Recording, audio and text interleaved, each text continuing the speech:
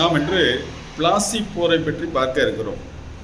பிளாசி போர் என்றால் என்ன, இந்த பிளாசி போரின் முக்கியத்துவம் என்ன என்பது பற்றி பார்ப்போமா?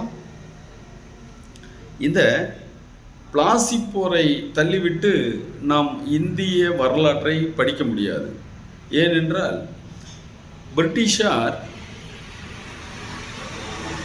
நம்மை கிட்டத்தட்ட ஒரு 300 வருடங்களாக நம்மை ஆண்டனர். ஒரு வணிகம் செய்ய வந்த நபர்கள் நம் நாட்டை எவ்வாறு கைப்பற்றினர் என்பது பற்றிய கதைதான் இது. வணிகம் செய்ய பல ஐரோப்பிய வணிக குழுக்கள் வந்தன. அவ்வாறு வந்தும் அந்த வணிகம் செய்த வந்த குழுக்கள், ஐரோப்பிய நாட்டின் குழுக்கள் சென்று விட்டன. யாரெல்லாம் வந்தார்கள் என்றால் போர்த்துகீசியர்கள், பிரெஞ்சுக்காரர்கள், ஸ்பானியர்கள், டச்சுக்காரர்கள் என பல நாடுகளிலிருந்து பல வணிக குழுக்கள் வந்தது. அவ்வாறு வணிகம் செய்ய வந்த குழுக்கள் அனைவரையும் தோற்கடித்துவிட்டு ஆங்கிலேயர்கள் நிலையாக இந்தியாவில் தங்கிவிட்டனர். இவர்கள் எவ்வாறு வணிகம் செய்ய வந்தவர்கள் நம் இந்தியாவை 300 வருடங்களாக 3 தலைமுறையராக ஆண்டார்கள் என்பதை பற்றிய கதை தான் இது, ஒரு வரலாறு தான் இது. ரைட், நாம் இப்போது பிரெஞ்சு பிளாசி போருக்கு சென்று விடுவோம். வங்காளத்தில் ஆட்சி செய்தவர் யார் என்றால் அலிவர்தன். இவர்தான் வங்காள நவாபாக இருக்கிறார். அவருக்கு ஆண் வாரிசு இல்லாததால் தன்னுடைய பேரனை, அவருக்கு பின்னர் சிராஜுத்தௌலாவை, தன்னுடைய பேரனாகிய சிராஜுத்தௌலாவை வங்காள நவாபாக நியமிக்கிறார். அந்த வங்காள நவாப் ஆங்கிலேயர்கள் இந்தியாவில் வந்து வணிகம் செய்வதால் இங்கே இருக்கக்கூடிய இந்தியாவில் இருக்கக்கூடிய வணிகர்களுக்கு, இந்தியாவில் இருக்கக்கூடிய பல மக்களுக்கு, குறிப்பாக வங்காளத்தில் இருக்கக்கூடிய மக்களுக்கு மிகவும் பல இன்னல்களை தருகிறார்கள் என்ற எண்ணத்தில் ஆங்கிலேயர் இங்கு வணிகம் செய்வதை மறுக்கிறார், எதிர்க்கிறார். ஆனால் இந்த ஆங்கிலேயருக்கும் ஆங்கிலேய கிழக்கிந்திய கம்பெனிக்கும் வங்காள நவாப்பிற்கும் பல செயல்களால் இரண்டு குரூப்புக்கும் ஒரு சிறிய போட்டி பொறாமை வருகிறது. ஆதலால் அந்த வில்லியம் கோட்டையை, கல்கத்தாவில் இருக்கிற அந்த வில்லியம் கோட்டையை சுற்றி அகழியை வெட்டுகிறார்கள். யார் என்றால் பிரிட்டிஷ்காரர்கள். ஏனென்றால் பிரெஞ்சுக்காரர்கள் நமக்கு தொல்லை கொடுத்து கொண்டிருக்கிறார்களே என்பதற்காக அந்த பிரெஞ்சுக்காரர்களுக்கு எதிராக அந்த வில்லியம் கோட்டையை சுற்றி அகழி வெட்டுகிறார்கள். அகழி என்றால் உங்களுக்கு தெரியும், ஒரு பெரிய அரண்மனை என்றால் அந்த அரண்மனையை சுற்றி பாதுகாப்பதற்காக மிக ஆழமாக பல அடி தூரம் ஒரு ஆழமாக குழி வெட்டி அதில் தண்ணீர் விட்டு அதில் முதலைகளை எல்லாம் விட்டு அந்த அகழியை தாண்டி இந்த புறம் அரண்மனைக்கு வர முடியாத அளவு பாதுகாப்பாக வைத்திருப்பார்கள். அதுதான் அகழி. இந்த அகழியை வெட்டி அந்த வில்லியம் கோட்டை, கல்கத்தாவில் இருக்கிற வில்லியம் கோட்டையை பலப்படுத்தி இருப்பார்கள். இது தனக்கு எதிராக நடைபெறும் சதி என வங்காள நவாபான சிராஜுத்தௌலா கருதினார். அந்த அகழியை மூட சொன்னார். அந்த கோட்டையை பலப்படுத்தக்கூடாது என கூறினார். அதற்கு எதிர்ப்பு தெரிவித்து ஆங்கிலேயர்கள் அந்த அகழியை மூடவில்லை. இதனால் கோபமுற்ற வங்காள நவாப் சிராஜுத்தௌலா இவர்களின் வணிக தலங்களின் மீது, வணிக தலங்கள் என்றால் அந்த காசிம் பஜார் மீதும் வில்லியம் கோட்டையின் மீது படையெடுத்து அந்த காசிம் பஜாரையும் வில்லியம் கோட்டையையும் பிடித்து விடுகிறார்.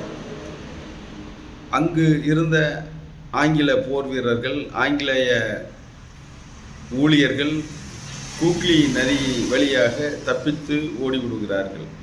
அதில் 146 பேர் போர் கைதிகளும் அங்கு இருந்த ஆங்கிலேயர்களும் பிணைய கைதிகளாக வங்காள நவாப்பிடம் சிக்குகிறார்கள். அவர்களை அந்த 146 பேரை ஒரு 22க்கு 12 என்ற ஒரு சிறிய அறையில் இரவு அந்த ரூமுக்குள்ளே வச்சு எல்லாத்தையும் பூட்டு போட்டிடுறாரு. அந்த சிறிய அறை காற்று போகாத அறை. அந்த காற்று போகாத சிறிய அறையில் 146 பேர் இரவில் அடைத்து காலையில் விழித்து பார்க்கும்போது அந்த 146 பேரில் டாக்டர் கால்வெல் ஒரு பெண் உட்பட 23 பேர் தான் உயிரோடு இருந்தனர். மீதி 123 பேர் இறந்து விட்டனர். இந்த நிகழ்வு வங்காளத்தின் துயரம் அல்லது இருட்டறை நிகழ்ச்சி என அழைக்கப்படுகிறது. இவ்வாறு ஆங்கிலேயர்களை, போர் வீரர்களை அல்லது ஊழியர்களை கொன்றதால் ஆங்கிலேயருக்கு பெரும் கோபம் வருகிறது. ஆதலால் வாட்சன் அப்படிங்கிற ஒரு மாலுமி கேப்டன் தலைமையில் ஒரு படையும் கப்பற்படையும் ராபர்ட் கிளைவ் அவர்கள் சார்பாக ஒரு பெரும் படையுடன் வருகின்றனர். வந்து இந்த வில்லியம் கோட்டையும் காஷிம் பஜாரையும் கைப்பற்றுகின்றனர். அவர்கள் வந்த வேகத்தில் இவர்களால் ஈடு கொடுக்க முடியவில்லை சிராஜுத்தௌலா. அதனால் ஒரு அலிநகர் உடன்படிக்கை என்ற ஒரு உடன்படிக்கையை ஏற்படுத்திக் கொள்கின்றனர். அந்த உடன்படிக்கையில் முன்னர் அவர்கள் என்னென்ன சலுகைகளை இழந்திருக்கின்றார்களோ அந்த சலுகைகளை மறுபடியும் அவர்களுக்கு ஆங்கிலேயருக்கு வழங்கி அவர்கள் அச்சடிக்க ஒரு அனுமதியும் பெற்று, என்ன அச்சடிக்க, ரூபாய் நோட்டுகள் அச்சடிக்க, நாணயங்கள் அச்சடிக்க ஒரு அனுமதியும் கொடுத்து விட்டனர். அந்த காஷிம் வில்லியம் கோட்டையை பலப்படுத்தவும் இவர்கள் அனுமதி வாங்கிவிட்டனர். இவ்வாறு சிராஜுத்தௌலா அவர்களிடம் ஒரு உடன்படிக்கையின் மூலமாக அவருக்கு ஆங்கிலேயருக்கு பணிய வேண்டிய சூழ்நிலை வந்துவிட்டது. இதை காரணம் வைத்து இந்த வங்காள நவாப் பிரெஞ்சுக்காரர்களின் உதவியை நாடுகிறார். அந்த பிரெஞ்சுக்காரர்களின் உதவியை நாடிய உடனே பிரெஞ்சுக்காரர்களின் கோட்டையாக இருந்த சந்திரநாகூரை ஆங்கிலேயர்கள் படையெடுத்து வந்து பிடித்து விடுகின்றனர். ஆதலால் பிரெஞ்சுக்காரர்களின் ஆதிக்கம் அத்தோடு ஒழிந்து விட்டது. அதற்கடுத்து சிராஜுத்தௌலாவை வங்காள நவாப் பதவியிலிருந்து நீக்க வேண்டும் என ஆங்கிலேயர் நினைக்கிறார்கள். அதற்காக இவர் நேரடியாக சென்றால் ஜெயிக்க முடியாது என்பதால் ஒரு சதித்திட்டம் தீட்டுகிறார் ராபர்ட் கிளைவ். அந்த சதித்திட்டத்தின் கதாநாயகர்களாக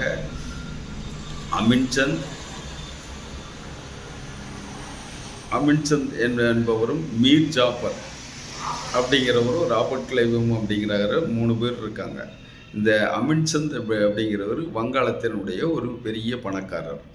அவர் மூலமாக மீர் ஜாஃபர் அவர்களிடம் பேசி, மீர் ஜாஃபர் என்பவர் யார் என்றால் சிராஜுத்தௌலாவின் வங்காள நவாப்பின் போர்ப்படை தளபதியாக இருந்தவரும் அவருடைய மீர் ஜாஃபர் இவர் வங்காள நவாப் சிராஜுத்தௌலாவின் உறவினரும் ஆனார். அவர் அந்த சதித்திட்டத்தில் முதன்மையாக இருக்கிறார். ஏனென்றால் நாங்கள் படையெடுத்து வருகிறோம், ஆங்கிலேயர்கள் வங்காளத்தின் மீது படையெடுத்து வருகிறோம், நீங்கள் தான் இதன் வங்காளத்தின் போர் தளபதியாக, படை தளபதியாக இருக்கிறீர்கள். நீங்கள் போர் ஒரு பாசாங்கு செய்து ஆங்கிலேயரை வெற்றி பெற செய்தால் நீங்கள் ஒரு நடிப்பு நடிக்கணும், ஆனால் உண்மையிலும் எங்களிடம் போரிடக்கூடாது என்ற ஒரு அக்ரிமெண்ட் போடுறாங்க. அந்த அக்ரிமெண்ட்டில் இவர் மீர் ஜாஃபர் ஓகே என்றார். அந்த ஆங்கிலேயர் இந்த வங்காள போரில், பிளாசி போரில் வெற்றி பெற்றால் உங்களுக்கு வங்காள நவாப் பதவி வழங்கப்படும் என்ற ஒரு தகவல் சொல்லுகிறார்கள். அதை இவர் ஏற்றுக்கொள்கிறார். மீர் ஜாஃபர் ஏற்றுக்கொள்கிறார். பழம் நழுவி பாலில் விழுந்தது போல அவர் எதை நினைத்தாரோ அதை இந்த குழு சொல்கிறதே என அவருக்கு இந்த சதி திட்டத்திற்கு ஒத்துக்கொள்கிறார். உடனே அந்த மீர் காஷிம் என்பவர் எனக்கு பேசியபடி, இந்த சதி திட்டத்திற்கு நான் உடந்தையாக இருந்ததால் எனக்கு பேசியபடி பணம் கொடுக்க 36 லட்சம் பணம் கொடுக்கணும் அப்படின்னு சொல்லி அவர் டிமாண்ட் வைக்கிறாரு. இவர் பணம் கொடுக்க, ராபர்ட் கிளைவ் பணம் கொடுக்க மறுக்கிறார். உடனே இந்த சதி திட்டத்தை வெளியிடுகிறேன் என அவர் கூறுகிறார். உடனே அவங்களுக்கு பணம் கொடுக்குறேன் என ஒரு ஒப்பந்த பத்திரம் எழுதுகிறார்கள். அந்த ஒப்பந்த பத்திரத்தில் ஒரு பிரதி உண்மையாகவும் மறுபிரதி பொய்யாகவும் போலி பத்திரம் தயார் செய்கிறார்கள். அதனால் மீர் ஜாஃபருக்கும் இந்த அமின்சந்துக்கும் அந்த சதி விலையில் வீழ்ந்ததால் அவருக்கும் பணம் சென்று சேரவில்லை. பின்னர் பேசியபடி அனைத்தும் நடக்கிறது. இந்த சதி திட்டத்திற்கு இவரும் கப்பல் படையினுடைய தலைவரும் ஒத்துக்கல. இருப்பினும் அவர் கையெழுத்து பொய் கையெழுத்து போட்டு விடுகிறார்கள். எல்லாம் முடிந்த பின்பு பிளாஷிப்பு என்ற நகரில் 1757 பிளாஷி என்ற கிராமத்தின் மீது படையெடுத்து வருகிறார்கள். மீர் ஜாஃபர் ஒரு புறமும், மீர் ஜாஃபர் வங்காள நவாப் ஒரு புறமும், ஆங்கிலேயர் மறுபுறமும் இருக்கிறார்கள். போர் நடைபெறுகிறது. அந்த போரில் இவர் மீர் ஜாஃபர் சரியாக போர் செய்யாமல் பாசாங்கு செய்து ஏமாற்றியதால் இவர் உண்மையிலும் போர் புரியவில்லை. ஒரு சண்டை சச்சரவு போல ஒரு மோதலாக இருந்தது. ஆனால் ஆங்கிலேய படை வங்காள படையிடம் வென்று விடுகிறது. வங்காளப்படை தோற்று விடுகிறது. ஆங்கிலேயர் படை வென்று விடுகிறது. இவ்வாறு ஒரு சதி வலையில் சதி செய்ததன் விளைவாக பெரும் பிரம்மாண்ட படை வைத்திருந்த வங்காள படை தோற்று விடுகிறது. மிக குறுகிய மிக குறைவான படைகளை வைத்திருந்த ஆங்கிலேயர்கள் வென்றுவிட்டனர். இவ்வாறு ஒரு சதி செயல் மூலமாக இந்தியாவை, அதாவது வங்காளத்தை யார் ஆட்சி செய்ய வேண்டும் என்ற ஒரு பொம்மை அரசாங்கத்தை, ஒரு பொம்மை நவாப்பை இவர் நியமிக்கிறார். அவர்தான் மீர் ஜாஃபர். அந்த மீர் ஜாஃபர் வந்தவுடன் இவர் அந்த போர்க்களத்திலேயே வங்காள நவாப் இறந்து விடுகிறார். அவரை கொன்று விடுகிறார். சிரஜுத்தௌலாவை கொன்று விடுகின்றார்கள். அவர் கொன்ற பின்பு பேசியபடியே மீர் ஜாஃபருக்கு வங்காள நவாப் பதவி வழங்கப்படுகிறது.